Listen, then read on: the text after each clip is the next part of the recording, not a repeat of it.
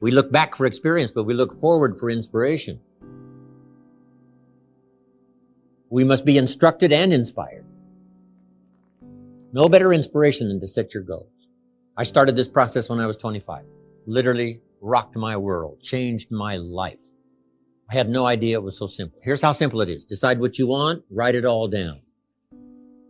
Make a list of the people you want to meet. Make a list of the books you want to read. Make a list of the classes you want to take. Make a list of the skills you want to learn. Make a list of the cities you want to visit. Make a list of the investments you want to have. Just make these lists. Here's the next key now. Start checking them off. Put a lot of little things on some list so you can start checking off something right away. That's part of the fun. Here's what's next. If you check off something major, celebrate, because that inspires you to make a longer list of goals. And put everything on your list, little things, insignificant to someone else, important to you. I put a little revenge on my first list. My mentor said it was healthy. Some of the people who said I couldn't succeed, kid from the farms of Idaho, they went on my list. Couldn't wait to get my new car, drive it up on their lawn. Say, oh, pardon me, here's the money to have it fixed. Just a little satisfaction. My Japanese friend, Toro Ikeda, San Jose, California, put on his first list, a Caucasian gardener.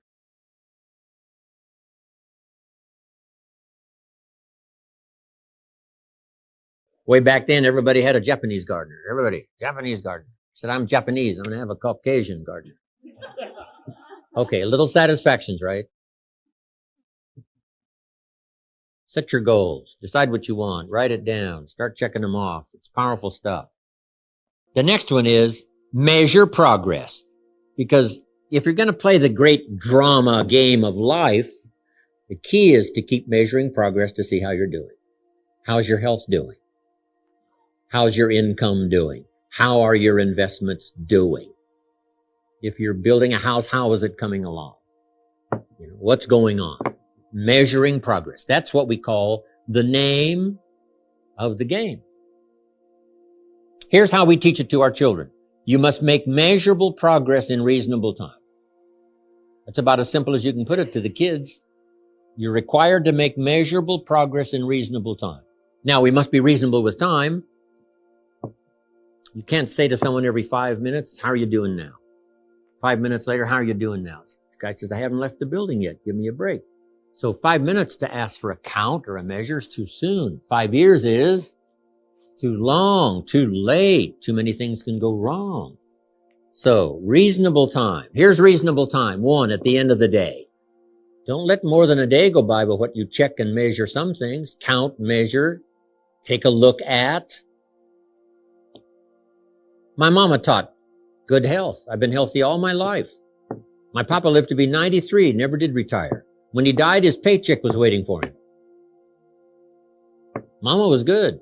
Mama said, an apple a day, not once in a while, apple a day. Mama said, apple a day. So at the end of the day, check off. The old prophet said, if you're angry, try to solve it before the sun goes down. Don't carry it over for another day. Tomorrow it might be too heavy to carry. A conversation a father should have with his daughter today, because the magic is there. If he waits till tomorrow, the magic could be gone. Today, a reasonable time to count. How are you doing? You have how many properties now? Right? It's been 6 months. You have how many now? It's been 1 year. Now you have how many? It's been 2 years and now you have how many? How many? It's the key. Count. It's the deal. Success is a numbers game. How many years do you want your child to spend in 4th grade? Approximately. About what? 1 grade, 1 year. Progress. 1 grade, 1 year. And you've got to set up your own measuring system. Don't wait for somebody else to do it. You set it up. Because society doesn't require you not have a heart attack. That you must require of yourself. Society doesn't demand that you build a financial wall around your family nothing can get through. That you must demand of yourself. So the government's not there to measure. Society's not there to measure. You must be responsible enough to measure yourself. How are you coming on this financial wall around your family? Nothing can get through. How are you doing?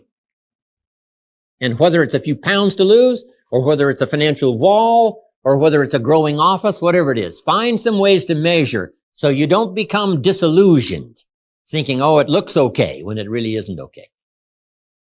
Most people operate in the area of survival. How many of you know people who should be here? Raise your hands, please.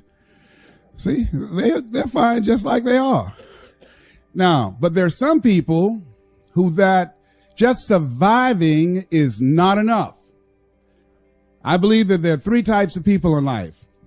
They're winners, they're losers, and they're winners who've not discovered how to win yet.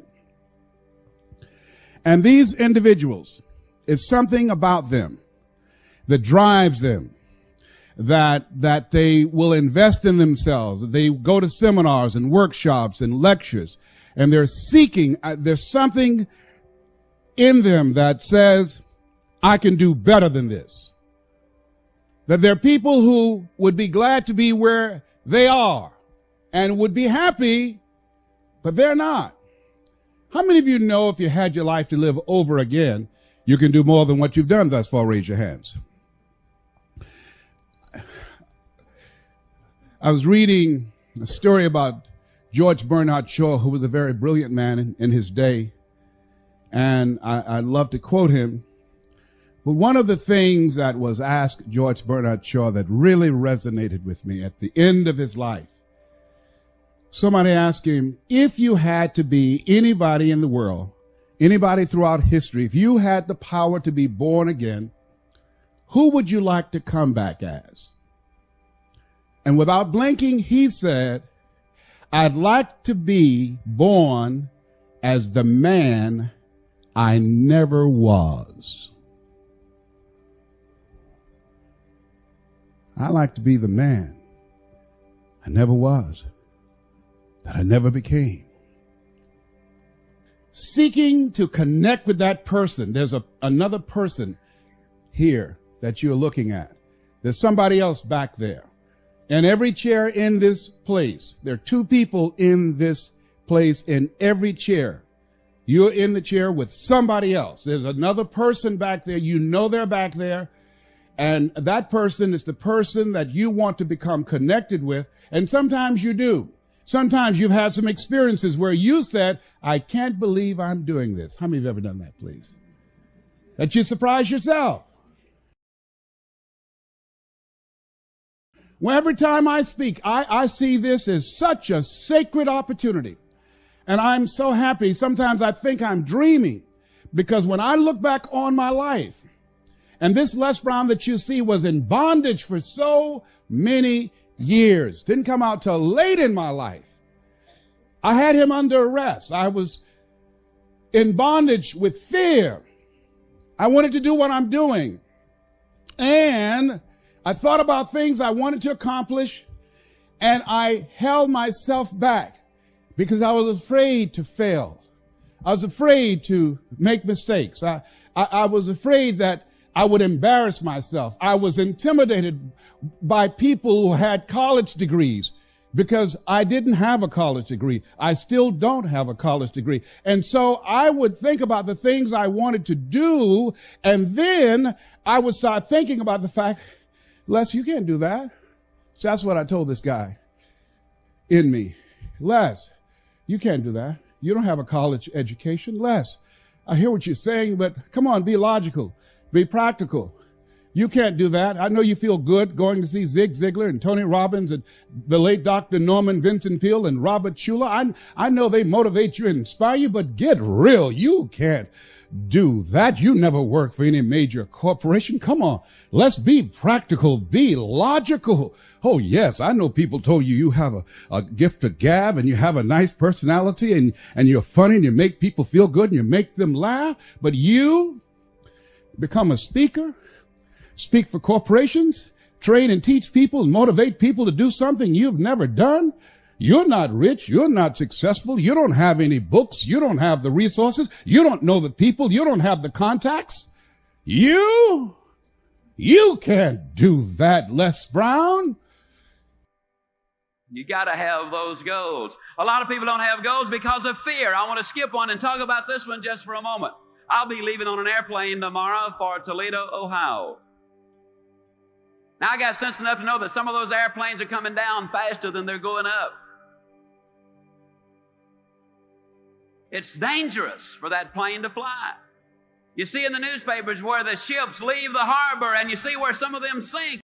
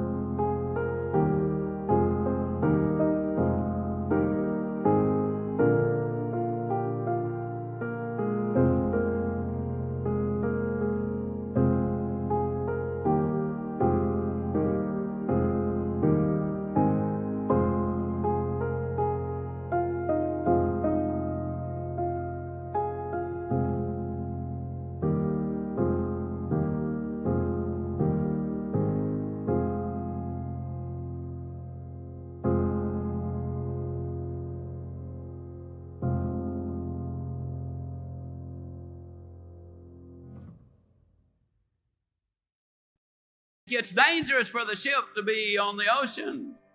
You read where people lease their homes, and the lessee, the people who rented the house, they tear it up. It's dangerous to let somebody move into your house. And yet the engineers tell me that it's more dangerous for that plane to stay on the ground, that it will rust out faster than it will wear out up into the heavens. They tell me that that ship will collect more barnacles in the harbor and become unseaworthy faster than it will sailing the high seas. And they tell me that if that house stays empty, that it will deteriorate faster than if you do not have someone living in that house. Besides, planes are built for flying. Ships are built for sailing. Houses are built for living. And man, too, was built for purpose.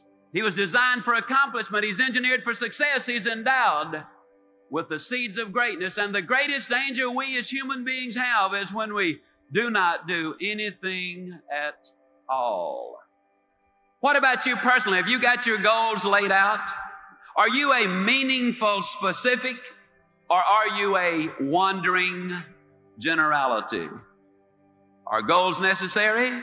I'm going to say emphatically yes. Can you imagine the chairman of the board, General Motors, and somebody comes to him and says, "How did you get to be chairman of the board, General Motors?" Do you really believe he said, "Well, I just showed up for work and they started promoting me, and first thing, here I am, chairman of the board, General Motors"? No, I think you know that is not the way that it happened. What about you? Are you a wandering generality, or are you a meaningful specific? People today complain of lack of time. It's not lack of time that's the problem, it's the lack of direction. Are you a wandering generality, or are you living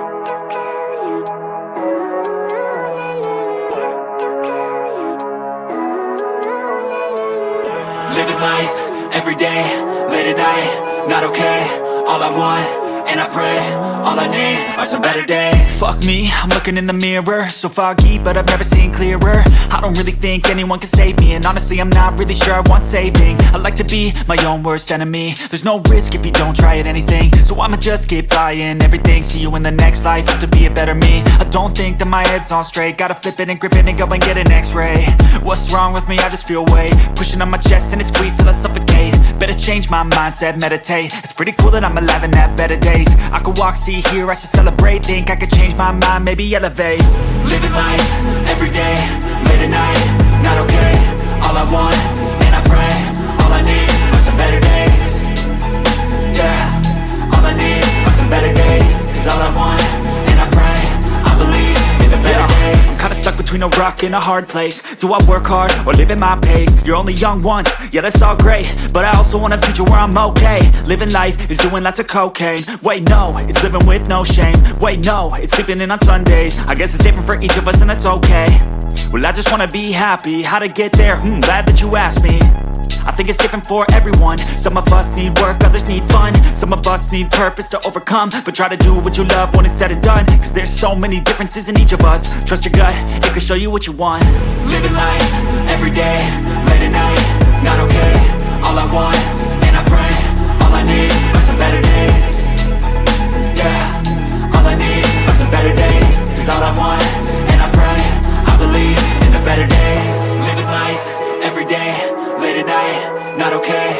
All I want, and I pray, all I need are some better days. Yeah, all I need are some better days. Cause all I want, and I pray, I believe in the better days. a meaningful specific? Howard Hill was probably the greatest archer who ever lived. He killed a Cape buffalo with a bow and arrow. He killed a Bengal tiger with a bow and arrow. He won 281 consecutive tournaments. He was never beaten in competition.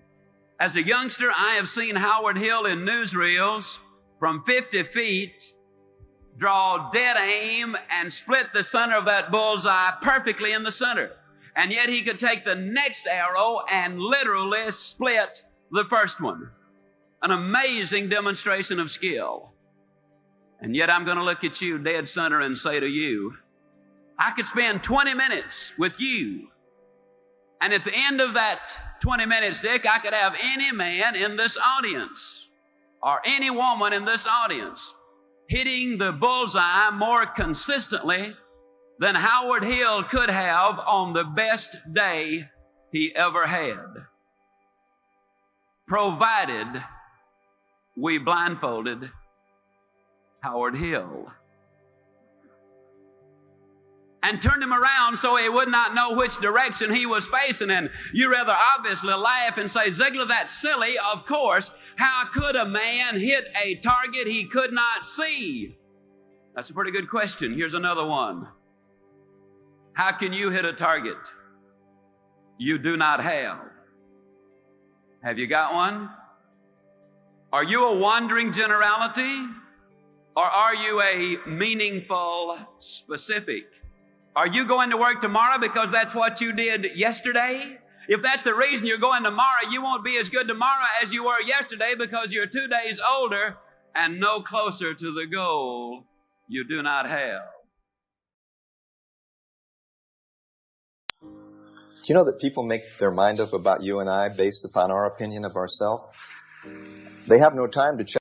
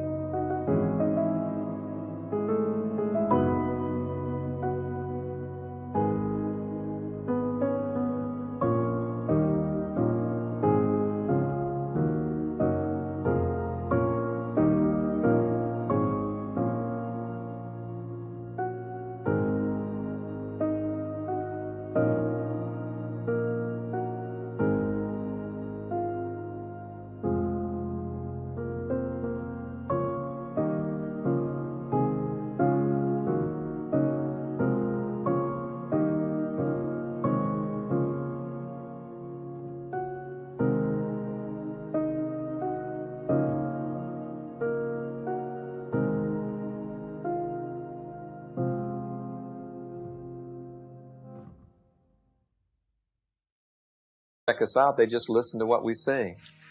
And of all the things we say, you and I need to say things in the direction of a very specific target. Of all the things I know, if you don't stand for something, you'll fall for anything. If you don't know where you're going, you'll end up someplace else. You won't recognize it when you get there because you really didn't plan to be there in the first place. The people who are the most specific in life seem to get a goal because the mind is the most marvelous biocomputer ever created. I had the good fortune to have as a professor Dr. Viktor Frankl, who led the resistance movement at Auschwitz and Dachau during the years of World War II. And Dr. Frankl realized that the people who lived the longest, who made it through those horrible years, were the ones who had magnificent obsessions, who were stuck on a marvelous target. I studied the Korean War. It was the only war in which no American prisoner ever escaped from a minimum security camp.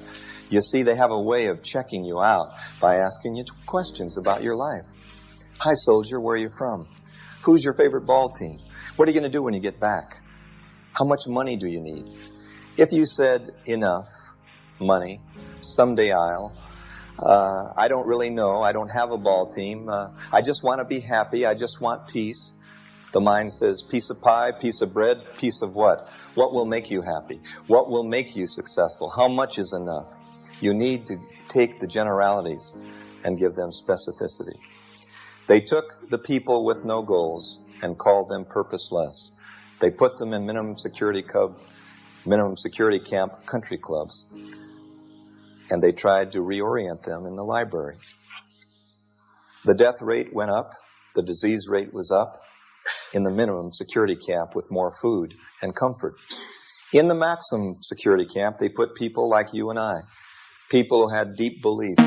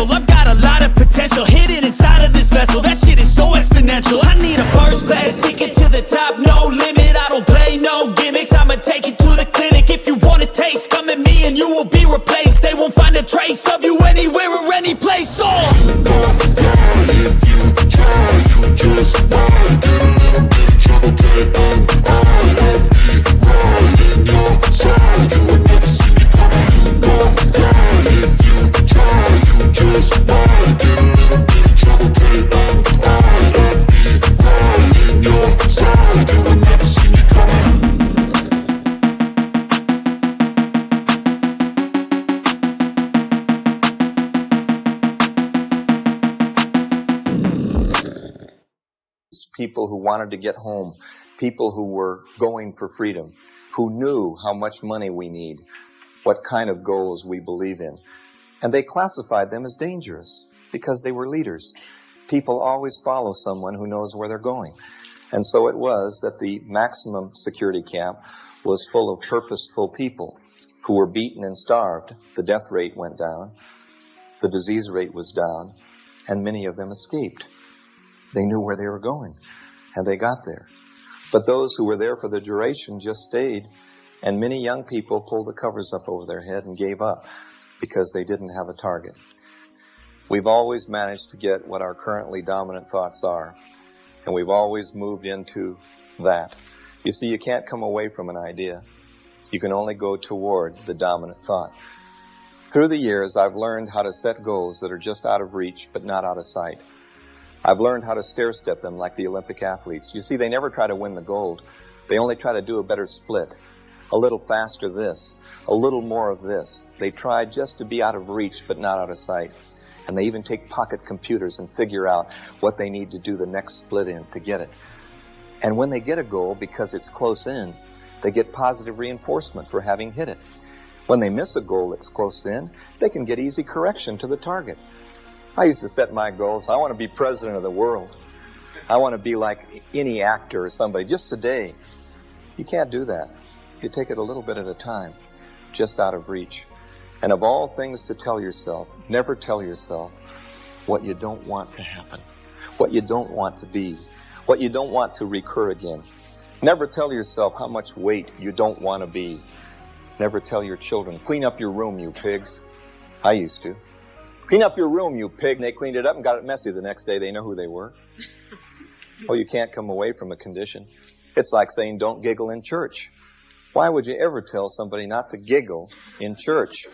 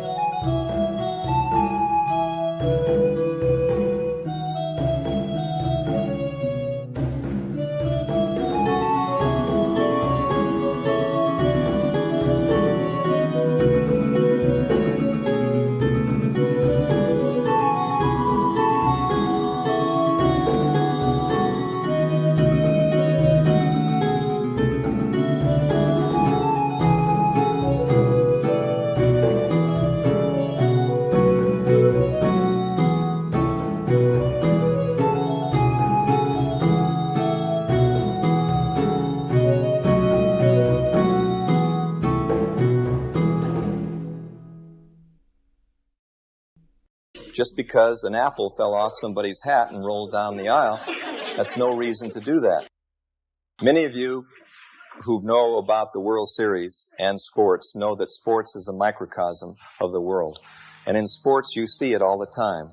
A coach unwittingly telling a team what not to do in the second half. Why would anyone motivate anyone on the reverse of an idea? Why would you ever tell yourself anything except where you wanted to go and be? I weigh this much. I'm fit and trim. I can feel my body grow stronger now. I'm achieving my financial goals. Not what I don't want to be, but what I want to be. The dominant thought of the winner. You know, sometimes that inner voice just isn't very cooperative. So you need to work hard every day to fine-tune it, to feed it fresh information for building a new and better self-image.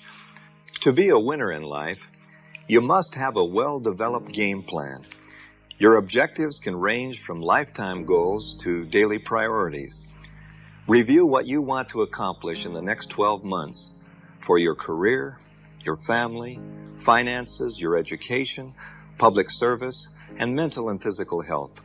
Set one major goal for each of these areas and review them often. And when you're not actively pursuing your goals, visualize your achievement. For 10 minutes every day, picture yourself already enjoying one of your goals. Imagine how it looks and feels, and savor those good feelings. Next, learn new skills. Find a coach or mentor who can teach you the skills you need to reach your objectives. And finally, get constructive feedback. Share your goals with others and monitor your progress with feedback from a positive support group, not necessarily from family or friends, but from those genuinely interested in your success.